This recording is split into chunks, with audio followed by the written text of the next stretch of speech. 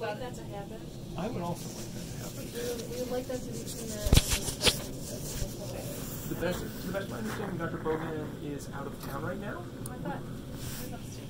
Our fellow said that he was upstairs, like he was going to go meet him. Like he was like, I'm on my way to talk to Dr. Bogan right now. That's what he said. He's upstairs, so I'm going to go talk to him. If that's the case, then he's back. Even better. But obviously, any EP attending it, I'm fine with. Exactly. So there will be somebody. But if somebody, but I want Dr. Bogan to do the ablation. Certainly. Okay, so yeah. So yeah. That I want to make that clear. We will get all that ironed out. The only other thing to kind of be mindful of is that with the amiodarone having come off about a week and a half ago, is that about right? Yeah. One of the things that you are at slight risk for, obviously, is worsening of arrhythmias. That is an antiarrhythmic, and that's why we had it. Yeah. It takes a long time to wash out of the system.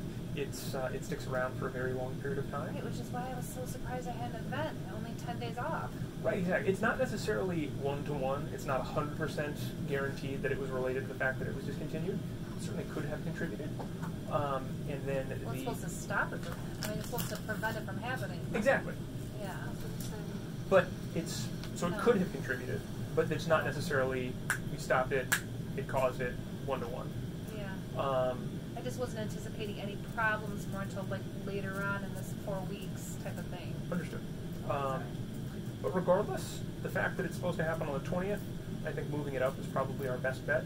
And the only other thing to talk to the electrophysiology doctors about is whether or not they would feel strongly about starting any other antiarrhythmics. My guess is no, only because for the same reason that we wanted the amiodarone to wash out the ability to do the ablation and kind of be sure exactly what's going on. But ultimately, I would defer to them as they are the experts. Sure. I want the ablation to like him be able to see. Like I don't want anything like preventing him to doing a good job. Exactly. Yeah. And so the goal would be obviously to facilitate that as best we can, but we want to make sure that we're doing it as safely as possible. Sure. We don't want to put you at risk for further arrhythmias if it seems like this is happening, it's happening and happening and happening. Okay. While you're here, we'll keep an eye on your electrolytes very closely, your magnesium and your potassium. Make sure they're above a certain level to make sure that it does not predispose you to any arrhythmias.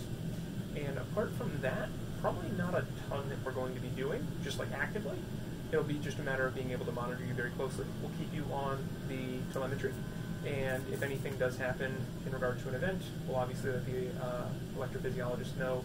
And then that becomes the question as to whether or not we would want to move forward with the ablation post-haste, or if this is something we needed to back off on, restart an antiarrhythmic, and then do the ablation as scheduled, or some other situation.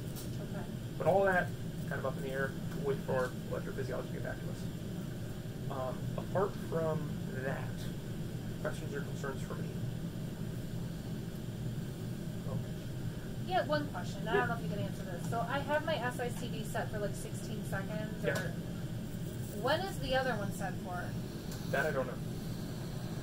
I'm just a little nervous I'm going to get like a double whammy if something were to happen.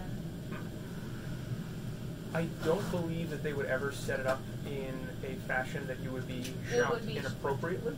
So these stickers are only going to shock me if somebody pushes a button to shock me. Oh, correct. So that's external manipulation. That's what I meant. Okay.